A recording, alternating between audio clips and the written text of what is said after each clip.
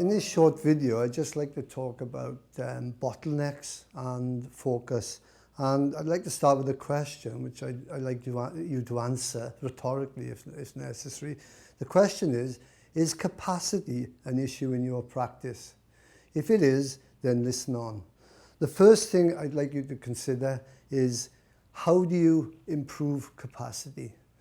Now, you can improve capacity by employing lots of people, by ensuring that the work flows better, or you can do it by a simple methodology of looking for the bottlenecks. One of the biggest issues with accountancy practices that I've discovered is that when they want to improve capacity, they do it through a scattergun approach. They use a blunderbuss rather than a laser beam. What I want you to do is use a laser beam. How do you use a laser beam? Well, the first thing you need to do is find your bottleneck. Finding a bottleneck can be fairly simple. It can be very, very complicated. But one way of finding a bottleneck is to look at your resources.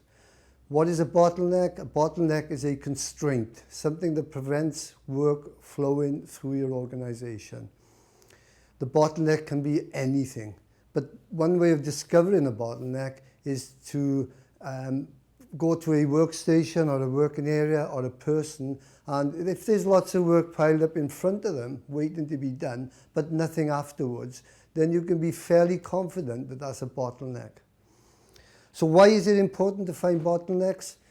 The reason we find bottlenecks is that improving the flow on a bottleneck will improve the flow of the whole business. A bottleneck holds up the whole business. What people tend to do is improve resource efficiency at every point in a process rather than improve flow efficiency by improving the efficiency of the bottleneck. Focus on your bottlenecks and you can see a major improvement in flow and capacity and work output. And that's one of the key elements of how we take a lean systems approach to your business.